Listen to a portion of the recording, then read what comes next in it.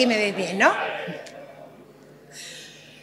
Bueno, muy buenas noches a todos y a todas. Muchísimas gracias, José Luis, por tan cariñosa presentación. El cariño con esta casa es mutuo. Para mí constituye todo un privilegio inaugurar esta edición del Memorial Flamenco Pepita Caballero. Gracias por la invitación, gracias a su presidente, Emilio Fernández, a toda la Junta Directiva, a los socios, gracias, José Miguel Acal, y gracias, José María Segovia, por todo lo que me has enseñado y lo que me has regañado con tanto cariño.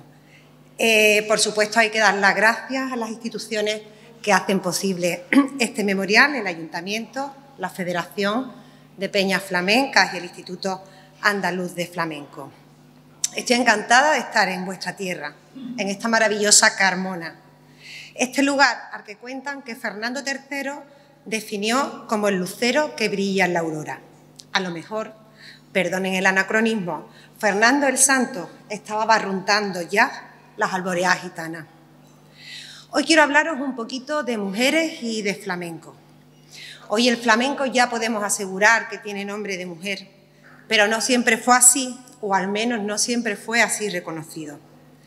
El arte flamenco tiene mucho que ver con la mujer desde antiguo, aunque sea solo por el hecho constatado de que cualquier logro en su historia les ha costado el doble de esfuerzo, más que cualquier otra disciplina creativa, más que el otro sexo. Uno, el flamenco, y otro, la mujer, han sido despreciados a lo largo del tiempo, en un país y en un mundo en donde se prohibía el cante y la igualdad, bajo una misma condena eterna a ambos a ser invisibles, con la pata quebrada en la taberna o en la cocina.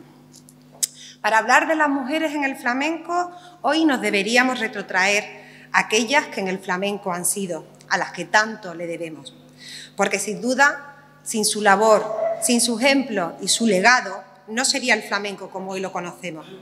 Por eso es un honor estar aquí para celebrar la figura de Pepita Caballero, una de esas mujeres a las que se empeñaron en invisibilizar, pero que siguen manteniendo su luz propia a pesar de los pesares. Ella sigue brillando como un lucero en la memoria de los suyos, a pesar de que dejara esta vida hace ya 28 años. Desde el año 1999, 6 años después de su fallecimiento, la agrupación cultural Flamencos Amigos de la Guitarra promovió el Memorial Pepita Caballero, que hoy nos reúne. Ole, ole por mantener vivo el compás de su recuerdo y por hacerlo junto a nombres tan señeros como los de Matilde Coral, Manolo Brenes, José Meneses, Julián Estrada, Elu de Jerez, Domingo Rubici o Antonio Carrión, entre otros. Su peripecia flamenca, la de Pepita, la situó entre las primeras figuras de su tiempo, desde extremos estéticos tan diferentes como los de Pepe Marchena o Antonio Mairena. Josefa Matallanes Caballero, cantaora y paya, nacida aquí, en la Barbacana Baja, en 1907 y fallecida en Barcelona, después de una larga enfermedad y un largo silencio. De su valía hay muchos testimonios, pero también da cuenta el hecho de que Antonio Mairena la incorporase a su célebre antología del cante flamenco y del cante gitano de Columbia de 1965. Solo incluyó en esta antología a 4 mujeres y ella era la única que no era gitana. Vale, que sí, que sé, que Tianica la Piriñaca era un tercio, un quinto, que sí, que los flamencos soy muy tiquismiquis, pero ella era la única que no era gitana. Ahí, en esa antología, la podemos escuchar escoltadas por el toque de Merchó de Marchena y el de Manuel Morao. Palabras mayores. Después de la de los peines, la Caballero, llegó a decir el maestro Rafael Pareja. Heredera de Pastora, de Manuel Vallejo o de Antonio Chacón. Ella dejó su propia impronta, su estilo propio, eso que llaman sencillamente personalidad. En ella se manifiesta a las claras el imposible ostracismo al que quisieron condenar a la mujer en todas las disciplinas artísticas y no artísticas. Ella fue quizás, sin saberlo, una de las sin sombrero, y es que coincidió generacionalmente con aquel grupo de valientes y entusiastas mujeres de la generación del 27 que supieron reivindicar su lugar en la historia y su lugar en la vida. Fue precisamente, según cuentan, el peso del machismo de la época el que la obligó a abandonar Carmona y buscarse la vida en el flamenco. Sus giras por toda España, Marruecos, Francia o Portugal, sus espectáculos en el Price de Madrid, su forma de mecer la petenera, de entonar el fandango, las bulerías, las rumbas, las alegrías, las granaínas o las tarantas, hasta el punto de engrandecer, según dicen voces muchas más autorizadas que la mía, el añejo repertorio de las mineras, por más que su geografía vital anduviera lejos de la Unión. Sus pasos flamencos le llevaron desde el Villarrosa de Madrid a la emigración a Cataluña, donde ejerció como lotera, pero también como indudable maestra de lo suyo, al lado de otro grande, el cantaor Pepe el Culata. Estamos hablando de una gran artista, pero también de una de esas jornaleras del flamenco que tuvieron que ganarse el pan con el sudor de su ingenio en un momento histórico en el que el flamenco se le usaba o se le despreciaba.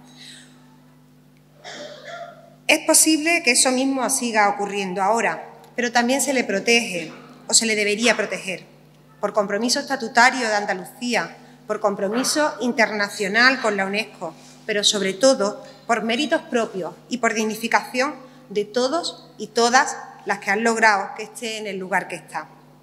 Pepita recibió una de las más valiosos honores que puede recibir una creadora, y es que se lo reconozcan en vida y que se la reconozcan los suyos, sus paisanos. Así fue antes de que se le dedicara este memorial, cuando fue invitada a Carmona para un homenaje que se le tributó el 15 de julio de 1972, con un plantel envidiable de primeras figuras, como Fosforito, Lebrijano, Fernanda, Chocolate o Diego Clavel. En este arte, como en todo en la vida, la mujer no lo ha tenido fácil, ni mucho menos.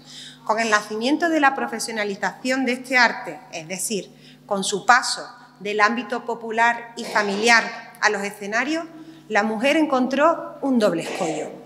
El primero, el rechazo del entorno familiar, al que no le era fácil comprender que una mujer actuara en tabernas y cafés cantantes, entonces de dudosa reputación. Y el segundo, la presión, el más fuerte, el entorno social, masculinizado, en el que la mujer tenía visualmente un papel secundario pese a su importancia real, y que no se veía con buenos ojos a las mujeres que decidían tener, o simplemente lo tenían, protagonismo en cualquier faceta de la vida. Tianica la Piriñaca, esa magnífica cantadora jerezana, nos cuenta en ese libro impagable de José Luis Ortiz Nuevo, donde recogió sus memorias, que su marido no la dejaba cantar ni en los bautizos, a pesar de que a ella era lo que más le gustaba en el mundo desde chiquitita. De no ser porque la desgracia llamó a su puerta, dejándola viuda con unos cuantos hijos que mantener, nos hubiéramos quedado sin el precioso legado de su cante. Dice una letra: Conchita la Peñaranda, la que canta en el café, ha perdido la vergüenza siendo tan mujer de fe. Nos lo dice toda, ¿no? Y esta otra: te den un tiro y te maten, como sepa que diviertes a otro gacho con tu cante. No lo digo yo, está ahí reflejado.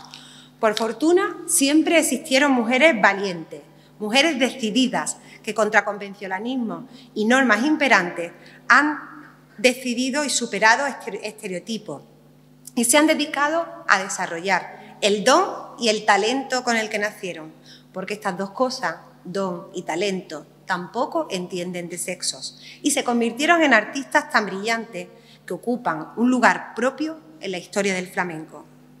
A la mujer y al flamenco le queda mucha faena por hacer, pero se ha crecido a lo largo de los años cuando se ha ido de la mano, aunque despertaran habiduría como Antonia, la de San Roque, o respeto generalizado como la niña de los peines. El flamenco tuvo nombre de mujer en el exilio de Carmen Amaya y en el instinto superviviente de Lola Flores. Tuvo nombre de mujer cuando la argentinita fue capaz de congeniar sus facultades naturales con una inteligencia a prueba de bomba, y en el momento en el que la copla se hizo eterna por bulerías en el compás de Fernanda y de Bernarda, o cuando la paquera se apoyaba en una silla de Enea para elevar su voz a las mayores alturas de la belleza. Ahí están la Cuenca, la Andonda, la Campanera, Carmen Dusé, la Sernata, la guitarrista de la Cuba, la Macarrona y la Malena, la Repompa o María la Canastera. Son solo algunos de los nombres que podríamos destacar a lo largo de la historia del flamenco. Una historia que evolucionó a lo largo de distintas etapas. Con ella también evolucionó el papel de la mujer. No se entendería el flamenco tal y como en la actualidad lo conocemos y lo concebimos sin el papel de la mujer, en una doble vertiente, como transmisora oral del conocimiento y como profesional y protagonista en primera persona del hecho flamenco. Aunque muchas estaban relegadas al ámbito doméstico sin trascender a lo profesional, el papel de la mujer en la transmisión oral ha sido fundamental. En esas casas cantaoras donde el flamenco formaba parte de la vida cotidiana. Esos patios donde se han engrandecido la cultura flamenca de muchos artistas y que de alguna manera estaba reconocido en sus propios apodos. Pepe de la Matrona, Curritos de la Jeroma o el propio Paco de Lucía. Decía Camarón, por poneros solo un ejemplo, que todo lo que sabía del flamenco lo había aprendido de su madre, Juana. Y ahí están ahora y para siempre Matilde Coral, Cristina Hoyo, Esperanza Fernández, Carmen Linares, Sara Vara, Era Yerbabuena. Podríamos pasarnos toda la noche nombrando todas las grandes que están hoy. Y muchas más mujeres que cantan y que bailan, y algunas incluso se atreven, según algunos, a tocar la guitarra, sí, señores, terreno vetado para la mujer y que la historia del flamenco nunca tuvo un hueco para ella. Todo tiene una explicación. En los cafés cantantes donde comenzaba la profesionalización del flamenco, los guitarristas solían ser también los jefes de cuadro, es decir, tenían el poder de la gestión, una posición de las que las mujeres quedaban sistemáticamente excluidas. Esta era la principal razón, subraya Cristina Cruce, de que apenas hubieran mujeres tocadoras y no las motivaciones corporales más o menos peregrinas que a menudo se han esgrimido, como que las mujeres no pueden ser guitarristas porque tienen las manos pequeñas o porque sus características anatómicas hace que les resulte mucho más difícil adaptarse a las posiciones que exige la ejecución de este instrumento. Motivaciones que parecen ignorar que en las tradiciones populares y folclóricas de las que bebe y contra las que a la vez se revela el flamenco, había muchas mujeres guitarristas. De hecho, en la etapa más temprana de este arte aún encontramos casos más o menos conocidos de mujeres tocadoras. María Valencia la Serrana, Anilla la de Ronda, Tía Marina Bichuela. Algo que conforme se avanza en la profesionalización del género, se fue haciendo cada vez más excepcional. Dice un reportaje escrito por Virginia López Enano para El País Semanal. Soy mujer y quiero tocar la guitarra. Así es. En este caso, y aprovechando que estamos en la Asociación de Amigos de la Guitarra de Carmona, teníamos que hacer una reivindicación de esa guitarrista. Las guitarristas afirman que las oportunidades siguen siendo muy reducidas para ellas. Las alumnas son escasas y poquísimas también las profesoras. En Andalucía, esa cuna del flamenco, hay 68 docentes de guitarra flamenca que dan clases en conservatorios profesionales y superiores. Solo 6 son mujeres, una de cada 10. Laura González, una de ellas, enseña en el Conservatorio Profesional de Música de Jaén. Perdón. Y no les sorprende, va a buscar esa agüita que me han puesto aquí tan amablemente.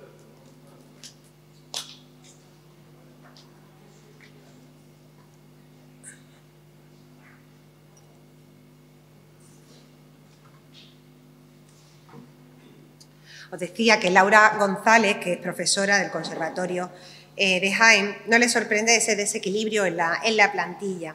Dice que en su época ya era reducido el número de alumnos y aunque parece que la situación se normaliza y cada vez observan más niñas, en su centro estudian 20 chicos y una chica. Antonia Jiménez, Laura González, María José Matos, Marta Robles, Celia Morales se están encargando sobre el escenario de quitarle razón a este manido argumentario. No podemos decir lo mismo del cante.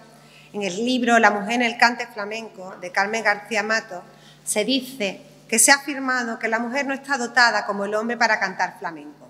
Pero este comentario se invalida por sí solo ante la aplastante evidencia de unos hechos que ratifican el análisis histórico cronológico de las trayectorias femeninas en el arte hondo. La cantaora ha sabido conservar, transmitir y crear cantes y estilos con igual o mayor grandeza que el hombre. Por otro lado, la cantaora tiene una presencia tan temprana como el nacimiento mismo de los estilos flamencos.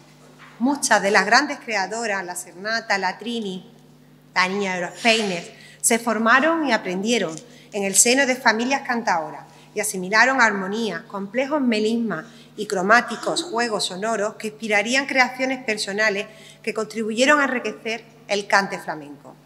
La única duda que podríamos tener es si se corresponde el importante papel de la mujer en el cante flamenco con su notoriedad a lo largo de la historia. Si hablamos del baile, podemos afirmar que ha sido históricamente el espacio reservado a la mujer, representando incluso la simbología del flamenco. Ese traje, esa flor, esos complementos. Cuando la gente piensa en flamenco, piensa en esto. Tras analizar el libro, Cristina Cruces, cuando analiza el libro Arte y Artistas Flamencos, escrito por Fernando de Triana en 1935, afirma que contaban desde el último tercio del siglo XIX, 30 cantaoras y 97 cantaores, y 96 bailaoras y 37 bailaores, es decir, proporciones prácticamente invertidas que situaban a los hombres mayoritariamente en el cante y el toque y a las mujeres en el baile. El criterio de la hipercorporeidad fijó para las mujeres el cuerpo como una única fuente para la producción de arte y frontera última de la profesión. Los atributos considerados esencialmente femeninos hicieron el resto. Esto fue bueno y también fue malo para esa reputación de esas valientes. No hay un solo sentimiento, no hay un solo acontecimiento histórico y social que no esté recogido en las letras del flamenco. Letras populares que recogen el sentir del pueblo y que se convierten en un notorio de la realidad social. Hay distintos estudios que demuestran que una de las cuestiones más extendidas en el romancero hondo es el machismo, que en algunos casos, diría yo que en demasiados, incluso justifica la violencia contra las mujeres. Las letras contra el sexo femenino fueron muy habituales incluso a comienzos de la democracia. Toda la historia del cante está lleno de ellas. Afortunadamente han ido desapareciendo. Afortunadamente ya nadie las ve bien. Así lo afirmaba Alberto García Reyes en un artículo titulado El flamenco, el gran notorio del machismo andaluz. Este año, el Memorial Pepita Caballero se dedica precisamente a un poeta, y un poeta que escribe cabalmente también para el flamenco. Manuel Machado escribió en su día: una fiesta se hace con 3 personas, una baila, otra canta y la otra toca. ¡Ay, me olvidaba! Y los que dicen ole, tocan las palmas. También se olvidaba el poeta de los poetas. Y José Luis Rodríguez Ojeda lo es, poeta, profesor y letrista flamenco. Algo esencial para quienes entendemos que las letras del cante deben ponerse al día. Admiramos la certera sabiduría de los versos populares escritos en el aire durante siglos, pero dicho repertorio necesita llenarse de aires de hoy. Las letras del flamenco responden a la sociedad de su tiempo y a sus costumbres, pero muchas de ellas ya son anacrónicas y otras sencillamente ofensivas para muchos colectivos, como el de la mujer. Las letras flamencas no son inocentes, constituyen un reflejo de la historia, tanto por lo que dicen, por cómo lo dicen y por lo que no dicen. Una de las más estremecedoras seguidillas que se conoce nos cuenta y nos canta: cuando yo me muera, mira que te encargo, que con las trenzas de tu pelo negro me amarren las manos. La primera vez que apareció esta letra escrita fue en la edición de Cante Flamenco de Antonio Machado y Álvarez de Mófilo, el padre de Antonio y de Manuel Machado. Él la incluye en una antología en la que pone negro sobre blanco lo que hasta entonces solo había sido de transmisión oral. Pero él no mencionaba la palabra trenza, sino la palabra cinta. En cualquier caso, las dos versiones estremecen, pero lo de las trenzas estremecen más, porque como advierte Félix Grande Vender las trenzas de su pelo era lo único que le quedaba a muchas viudas para sobrevivir tras la muerte del esposo. Caben, pues, y al menos dos interpretaciones de esta letra. El marido la quiere tanto que quiere que en su mortaja el pelo de su amante le ate para siempre. O es que el marido se cree propietario de ella y le reclama hasta el último clavo ardiendo al que puede agarrarse para ir tirando. Sí, el día a día está lleno de actitudes machistas. También las letras. Y todavía hay letras que responden a ese mismo arquetipo. No las de este escritor natural de Carmona y afincado en Sevilla, que entre sus títulos, Consecuencias de andar, de los 2 primeros años sin pensar en el final, acaba de publicar recientemente Casi todas mis letras para Arcante, editado por Anantes. Es un autor culto y popular, al que desde aquí quiero felicitar, y al mismo tiempo es un autor que prosigue la estela seguida en su día por Francisco Moreno Galván, que renovó el cancionero flamenco de una manera rotunda desde los años 60 del pasado siglo y al que se le dedica explícitamente uno de los textos de José Luis. Rodríguez Ojeda aseguraba en una reciente entrevista que el flamenco para él no era ajeno en su ámbito familiar y que uno de sus primos tuvo una amistad estrecha con Antonio Mairena, lo que le facilitó que él también tratara al legendario cantaor. Su relación desde muy joven con Calixto Sánchez, uno de los cantaores que más ha cuidado sus letras, le empujó a escribir versos para ser cantado. Él declara que ahí empezó todo. Fui tomando muy en serio la creación de las letras con una pasión desmedida y desarrollando conocimiento y oficio a lo largo de los años. Su repertorio incluye versos para ser cantados por soleares, pero fandangos y derivados, abandolaos, malagueñas, granaínas o cantes de levante. Hay, por ejemplo, en el libro un romance entre histórico y lírico dedicado a Carmona, o unos aires de Vidalita y Milonga, o de Tamariz Finrao, un poema prácticamente que es un homenaje a la música desde sus orígenes, teniendo en cuenta la mitología. José Luis afirma: las letras para mí, entiéndase, poesía de la experiencia. Por ello, se dan los temas y sus temas propios de la reflexión sobre dicha experiencia de la vida. Y, cómo no, referencia a valores y principios de igualdad y de justicia. Gracias, José Luis, por tu sensibilidad y tu compromiso necesario para compensar algunas letras que no se pueden consentir. Si un caballo se desboca, necesita un buen jinete. La mujer que sale loca, no hay hombre que la sujete, aunque le parta la boca. Con ejemplos como los de Rodríguez Ojeda y Pepita Caballero, el flamenco demuestra que también es una hermosa carrera de relevos, en un plano que tiene que ver mucho con otro arte, el de la dignidad. El duende no tiene nombre de mujer, sugería Susi González en su espectáculo sobre Pastora Calván, pero el flamenco ya lleva ese nombre y hace décadas que la mujer supo ponerse flamenca. Queda un largo camino por delante y está todo conseguido para la mujer con la Declaración de Pekín o la promulgación de numerosas leyes, ni la lista del patrimonio inmaterial de la humanidad es una varita mágica para conseguir que el flamenco deje de viajar en segunda clase en los grandes expresos de la cultura, incluso dentro del país que lo vio nacer. Desde la Administración andaluza, en uno y otro caso, se debe seguir haciendo todo lo posible por romper con ese antiguo círculo vicioso. Pero en un caso y en el otro, la sociedad civil tiene la última palabra. Y la sociedad civil sois vosotros y vosotras. Nadie le ha regalado nada al flamenco, ni a la flamenca. El cante, el baile o el toque, a través de sus artistas se ha ganado a pulso su lugar en la historia. Y lo han hecho practicando dos viejos artes esenciales, el de la supervivencia y el de la dignidad, como se hace desde las peñas, desde esta casa, desde los auténticos templos del flamenco, donde se fragua la afición, donde los jóvenes artistas tienen la mejor plataforma para adquirir la experiencia necesaria de cara a su profesionalización, donde el público puede degustar el flamenco en su ámbito y en su ambiente natural. Desde los aficionados y desde las aficionadas, desde los medios de comunicación, desde la universidad y desde la investigación autodidacta.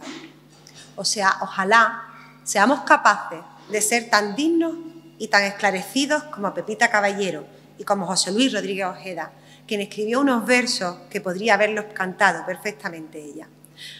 A un corazón que es libre no hay quien domine. Y aunque de pena muere, latiendo sigue. La libertad es un sueño, pero más vale soñar que estar despierto sin ideales. Muchísimas gracias.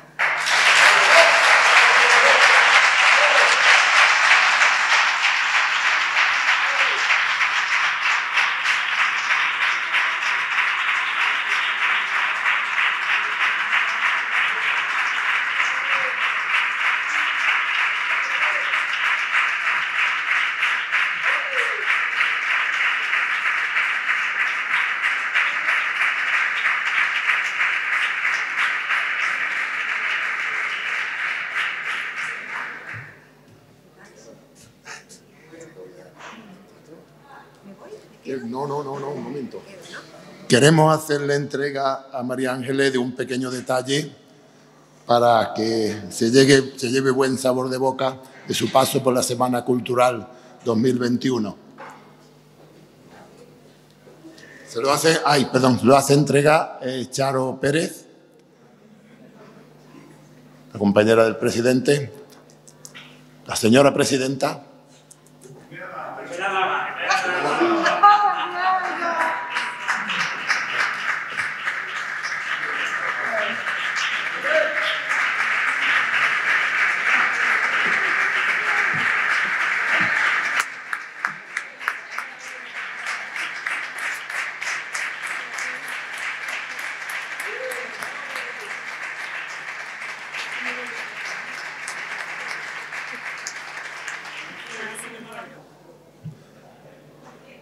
Bueno, pues